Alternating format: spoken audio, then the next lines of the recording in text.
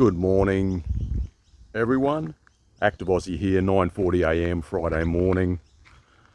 I have just wanted to make a video in regard to the Israel-Palestine Hamas conflict, and I'm neither pro-Israel or pro-Palestinian. Not really that interested in the political side of things, but obviously the whole situation is terrible, and what happened on October 7 is quite horrific, obviously. However, there are a lot of civilians getting killed or who have been killed on both sides, and that's very tragic. So any sort of killing of civilians is just not on, or it should not be.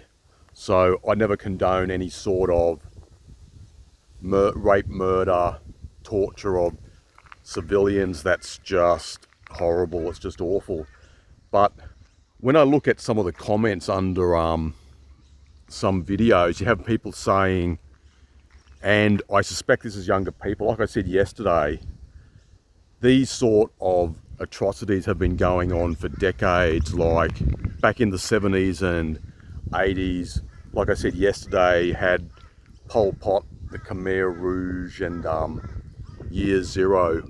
And at that time, the Khmer Rouge actually made incursions into Vietnam, and they went into villages and slaughtered thousands of people.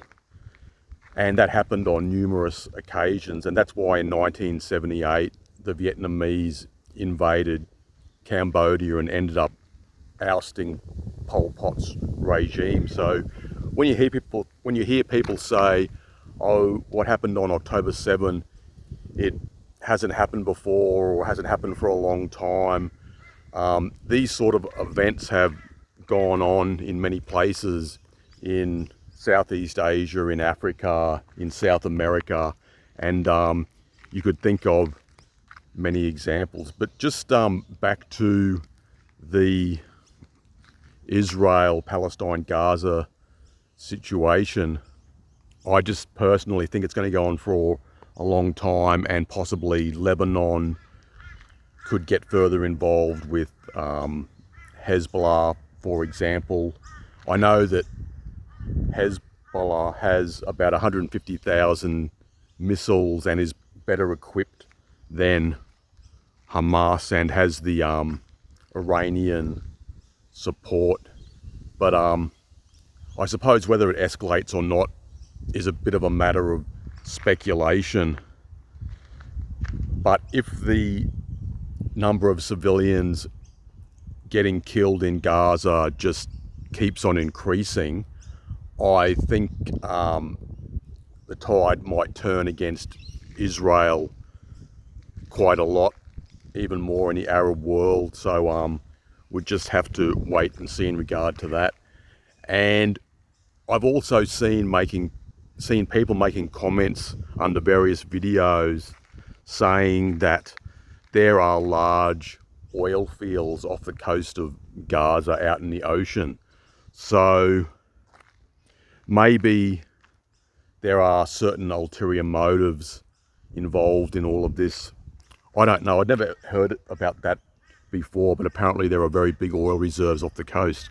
So I'll have to do a bit more research in regard to that.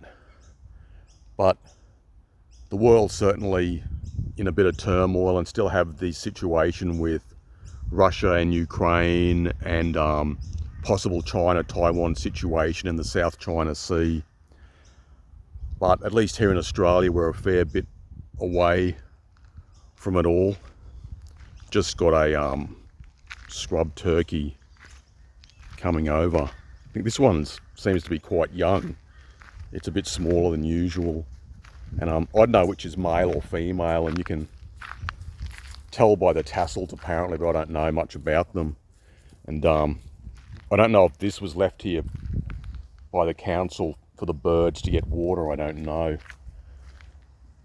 But I'm just up here in the old quarry, and I heard on the radio about a week ago that the Brisbane City Council is planning to turn some of these old quarries into tourist attractions, or at least they're doing a feasibility study. So there would be like a cafe, restaurant, bar precinct, and maybe some live music, which I would be totally opposed to. I think these areas should just be left in their natural state, and plus you'd have to provide a lot of infrastructure.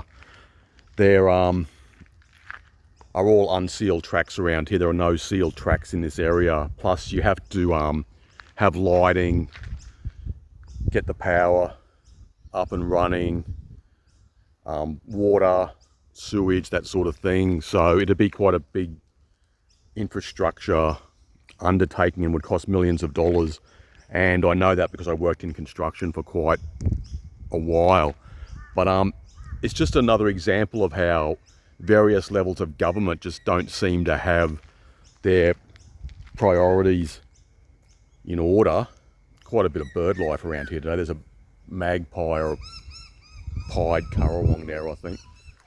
Yeah, so a lot of governments of all levels seem to have their priorities wrong, and I don't see why anyone would want to turn this area into a restaurant, bar, cafe precinct and just ruin the natural environment, as well as the possible fire risk. If this area is not managed properly, at the moment it has been, and there's not much of a fire threat at the moment, but if it's not managed properly, this area becomes quite a threat in regard to fire. So I'm not in favour of this proposal to have an entertainment precinct in a place like that. Just leave it for people to come out and enjoy and get into